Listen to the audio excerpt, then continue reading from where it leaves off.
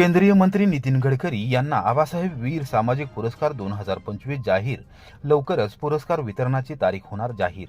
भुईंज तालुका वाई येथील किसनवीर सातारा सहकारी साखर कारखान्याच्या वतीने देण्यात येणारा प्रतिष्ठित आबासाहेब वीर सामाजिक पुरस्कार 2025 यावर्षी भारताचे केंद्रीय वाहतूक मंत्री नितीन गडकरी यांना सोमवारी दुपारी 4 वाजता जाहीर करण्यात आला आहे.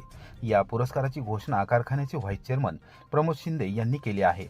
मंत्री गडकरी यांनी देशातील रस्ते, महामार्ग, बंदरे आणि जलमार्ग विकासाच्या क्षेत्रात केलेल्या अतुलनीय कार्यामुळे संपूर्ण भारतात भौगोलिक, सामाजिक आणि आर्थिक परिवर्तन घडवून आणले आहे. त्यांचे धोरणात्मक निर्णय, कार्यक्षम प्रशासन आणि दीर्घदृष्टी यामुळे भारतात इन्फ्रास्ट्रक्चर रिव्हॉल्यूशन घडून आले आहे.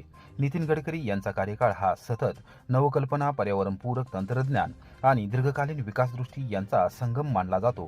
त्यांनी देशभरात भारतमाला प्रकल्प, सागरमाला योजना, जलमार्ग विकास, इलेक्ट्रिक वाहने प्रोत्साहन आणि हायब्रिड ॲन्युइटी मॉडेलसारखे महत्त्वाचे प्रकल्प राबवले. यामुळे लाखोंना रोजगाराच्या संधी निर्माण झाल्या आहेत. राजकीय, सामाजिक, सांस्कृतिक व क्रीडा क्षेत्रातील योगदान पाहता यावर्षीच्या आबासाहेब वीर सामाजिक पुरस्कारासाठी मदत व पुनर्वसन मंत्री मकरंद पाटील यांच्या नेतृत्वाखालील संचालक मंडळाकडून एकमुखी मंत्री नितीन गडकरी यांच्या नावाची घोषणा करण्यात आली. त्यानुसार कारखान्याचे मार्गदर्शक संचालक खासदार नितीन काका पाटील यांनी मंत्री गडकरी यांना नवी दिल्ली येथे समक्ष भेटून पुरस्काराबाबत माहिती दिली. गडकरी यांनी देखील हा पुरस्कार स्वीकृतीबाबत संमती दर्शवली आहे. लवकरच पुरस्कार वितरणाची तारीख जाहीर केली जाणार आहे. राज्यभरात 45,000 किलोमीटरचे पानद रस्ते करण्याचे निश्चित. उच्चस्तरीय बैठकीत विविध निर्णय. आमदार महेश शिंदे यांची माहिती. महायुती सरकारतर्फे संपूर्ण राज्यभरात 45,000 किलोमीटरचे पानद रस्ते करण्याचे निश्चित करण्यात आले आहे. निवडणूक जाहीरनाम्यात त्याचा स्पष्ट उल्लेख करण्यात आला आहे. त्यादृष्टीने कार्यवाही सुरू करण्यात आली आहे, अशी माहिती कोरेगावचे आमदार महेश शिंदे यांनी दिली. सोमवारी दुपारी 2 वाजता त्यांनी सोशल मीडियावर याबाबतची सविस्तर माहिती दिली आहे. राज्याचा अर्थसंकल्प सादर करताना उपमुख्यमंत्री तथा अर्थमंत्री अजितदादा पवार यांनी पानद रस्त्यांसाठी राज्यभरात रामटेक पॅटर्न राबवण्यात येईल असे जाहीर केलेलेच आहे, असे त्यांनी निदर्शनास आणून दिले. शेत पानद रस्त्यांचे मजबूतीकरण करण्यासंदर्भात समग्र योजना तयार करण्यासाठी गठीत करण्यात आलेल्या उच्चस्तरीय समितीची बैठक महसूल मंत्री चंद्रशेखर बावनकुळे यांच्या अध्यक्षतेखाली झाली. यावेळी काही महत्त्वाच्या विषयांवर चर्चा झाली. सर्व पानद रस्ते डांबरीकरण करून तयार करणे आणि त्यांना क्रमांक देणे, जेणेकरून भविष्यात शेतकऱ्यांना अधिक सोयीचे होईल, यासाठीचे सादरीकरण राज्यमंत्री ॲडव्होकेट आशिष जयस्वालजी यांनी केले. बैठकीस ग्रामविकास मंत्री जयकुमार गोरे, रोजगार हमी योजना मंत्री भरतशेठ गोगावले, आमदार अभिमन्यू पवार, दिलीपराव बनकर, सत्यजित देशमुख, हेमंत पाटील, अनिल पाटील, हेमंत कुणावार, संजय बनसोडे, आशिष देशमुख, सुमित वानखेडे, डॉक्टर परिणय फुके यांच्यासह वरिष्ठ अधिकारी यावेळी उपस्थित होते. सातारा जिल्ह्यात लालपरीला रक्षाबंधनाचे मोठे गिफ्ट. एकाच दिवसात 1,81,00,000 रुपयांचे विक्रमी उत्पन्न. सातारा जिल्ह्यात लालपरीला रक्षाबंधनाचे मोठे गिफ्ट मिळाले असून एकाच दिवसात 1,81,00,000 रुपयांचे विक्रमी उत्पन्न मिळाले आहे. सांघिक कामगिरीमुळे हे यश मिळाले असून विभाग नियंत्रक विकास माने यांनी सोमवारी सकाळी 11 वाजता एका पत्राद्वारे सर्व अधिकारी आणि कर्मचाऱ्यांचे विशेष अभिनंदन केले आहे. सातारा जिल्ह्यात लालपरीला आता चांगले दिवस आले असून बसमधून प्रवास करणाऱ्यांची संख्या देखील लक्षणीय वाढली आहे. रक्षाबंधन असल्याने बसला प्रवाशांची गर्दी अधिक होती. यामुळे लालपरीला रक्षाबंधनाचा मुहूर्त चांगलाच लाभदायी ठरला आहे. सातारा विभागातून नियमित होणाऱ्या फेऱ्यांपेक्षा जास्तीच्या फेऱ्या देखील झाल्या आहेत. यावर्षी रक्षाबंधन सणादरम्यान एसटी महामंडळाला 1,81,00,000 रुपयांचे उत्पन्न मिळाले आहे. त्यात 9 ऑगस्टला एकाच दिवशी विक्रमी उत्पन्न मिळाले आहे. प्रवाशांची मोठ्या प्रमाणात गर्दी झाली होती, ज्यामुळे एसटीला मोठे उत्पन्न मिळाले आहे. भाऊ बहिणीच्या नात्याचा सण म्हणून रक्षाबंधन ओळखला जातो. या दिवशी होणारी गर्दी लक्षात घेऊन महाराष्ट्र राज्य परिवहन महामंडळाच्या सातारा विभागाने विशेष वाहतूक सेवा देण्याचा निर्णय घेतला होता. सातारा विभागाने आपल्या ताफ्यातील शक्यतो सर्वच गाड्या रस्त्यांवर उतरवणार असल्याचे निश्चित केले होते.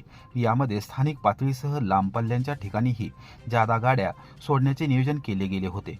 सातारा विभागात एकूण 11 आगार असून ताफ्यात एकूण 690 बस आहेत. त्या सर्व दररोज रस्त्यांवर धावतात असे नाही, परंतु रक्षाबंधनाच्या दिवशी महिला वर्ग जास्त प्रमाणात बाहेर पडतो. त्यातच यंदा रक्षाबंधन हे शनिवारी आल्याने गर्दी होण्याची शक्यता नाकारता येणार नव्हती.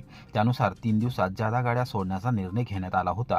एसटीला रक्षाबंधन आणि भाऊबीज या 2 दिवसात विक्रमी उत्पन्न मिळत असते, कारण या दिवशी भाऊ बहिणीकडे किंवा बहीण भावाकडे असे प्रवासी दळणवळण मोठ्या प्रमाणामध्ये होते. परिणामी गेले कित्येक वर्ष रक्षाबंधनाच्या दिवशी एसटीला त्या वर्षातील विक्रमी उत्पन्न मिळत आले आहे. यंदा रक्षाबंधन आणि त्याच्या दुसऱ्या दिवशी एसटीला प्रवाशांची प्रचंड गर्दी झाली होती. रक्षाबंधन दिवशी म्हणजे शनिवारी 1,81,00,000 रुपये उत्पन्न मिळाले आहे.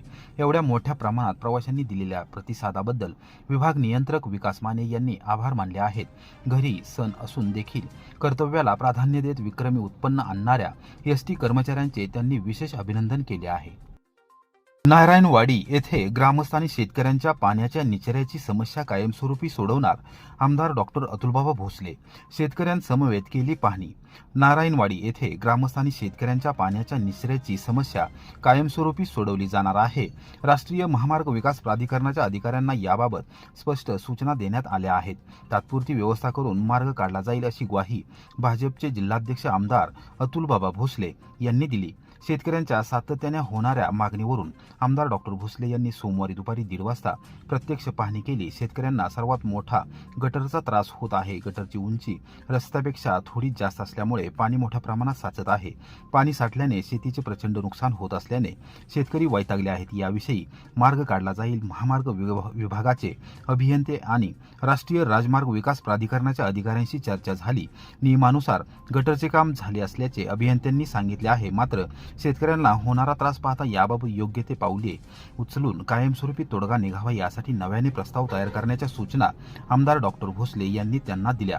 या कामासाठी केंद्र सरकारकडून निधी उपलब्ध व्हावा यासाठी पाठपुरावा केला जाणार आहे. सदरचे काम होईपर्यंत पाण्याची योग्य विल्हेवाट लावण्यासाठी तात्पुरत्या स्वरूपात सदर ठिकाणी मशिनरी उपलब्ध करून दिली जाणार आहे, जेणेकरून शेतकऱ्यांना होणारा त्रास काही अंशी कमी होईल. शिवाय जे काही स्थानिक प्रश्न किंवा अडीअडचणी असतील त्याकडे ही जाणीवपूर्वक लक्ष देण्याच्या सूचना तहसीलदार कल्पना ढवळे व प्रांताधिकारी अतुल म्हेत्रे यांना दिले असल्याचे त्यांनी सांगितले. आणि ड्रेन होण्यासाठी जे काही लागेल ते आपण या शेतकऱ्यांसाठी करून द्यायचं आणि त्यासाठीच तुम्ही एक प्लॅन तयार करा. मी तसं लेटर तयार करतो साहेबांना, आपण ते लेटर देऊन टाकू आणि खास बाप म्हणून ते सगळं पाणी घालू. शेतकऱ्याचं माझ्या अजिबात नुकसान होता कामा नये याची तुम्ही काळजी 100% घ्या. हे काम ताबडतोब चालू करू. आता खोली करू. त्यानंतर नाला सोडून अजून एक ड्रेनेजचा प्रस्ताव जो आहे तो माझा मी मंजूर करतो. चालेल ना तुमची जबाबदारी. 24 तास तुमच्या संपर्कात हे लोक राहतील. कधीही रात्री 12 वाजता यांची काही अडचण असेल तर माझ्यापर्यंत ते आली पाहिजे. सातारा जिल्ह्यातील 9 खत विक्रेत्यांचे परवाने निलंबित. कृषी विभागाची कारवाई. कृषी विभागाच्या तपासणीमध्ये साठ्यात आढळली तफावत. राज्यात काही भागामध्ये कृत्रिम खत टंचाई निर्माण केल्याच्या पार्श्वभूमीवर सातारा जिल्हा कृषी विभागाने 310 खत विक्रेत्यांची तपासणी केली आहे. यावेळी पॉस मशीनचा वापर न करता खतांची प्रत्यक्ष विक्री केल्याचे दिसून आल्यामुळे प्रत्यक्ष व पॉस मशीनवरील खत साठ्यात तफावत आढळून आली आहे. आत्तापर्यंत कृषी विभागाने 9 खत विक्रेत्यांची परवाने निलंबित केले असून उल्लंघन करणाऱ्या विक्रेत्यांवर कारवाई करण्यात येणार आहे, अशी माहिती जिल्हा परिषदेचे कृषी विकास अधिकारी गजानन ननावरे यांनी रविवारी दुपारी 3 वाजता दिली. सातारा जिल्ह्यात कृषी विभागाने खत विक्रेत्यांची तपासणी मोहीम सुरू केली आहे. खतांची विक्री करताना प्रत्यक्ष साठ्यात तफावत आढळून आल्यास कडक कारवाई केली जात आहे. आतापर्यंत जिल्ह्यात 310 खत विक्रेत्यांची तपासणी पूर्ण करण्यात आली असून काही ठिकाणी पॉस मशीनचा वापर न करता खतांची प्रत्यक्ष विक्री केल्याचे दिसून आले आहे. यामुळे प्रत्यक्ष व पॉस मशीनवरील खत साठ्यात तफावत आढळून आली आहे. याबाबत संबंधित विक्रेत्याकडून खुलासे मागवण्यात आले आहेत. सन 2017 पासून अनुदानित खताची विक्री ही पॉस मशीनद्वारे करणे बंधनकारक करण्यात आले आहे. यामध्ये शेतकऱ्यांना खत विक्री करताना आधार लिंक करणे बंधनकारक असून याशिवाय खत विक्री करता येणार नाही. मात्र काही ठिकाणी त्याचे उल्लंघन होत असल्यामुळे कृषी विभागाने आत्तापर्यंत 9 खत विक्रेत्यांचे परवाने निलंबित केले आहेत. यापुढेही याचे उल्लंघन करणाऱ्या विक्रेत्यांवर कायदेशीर कारवाई करण्यात येणार असल्याची माहिती ननावरे यांनी दिली.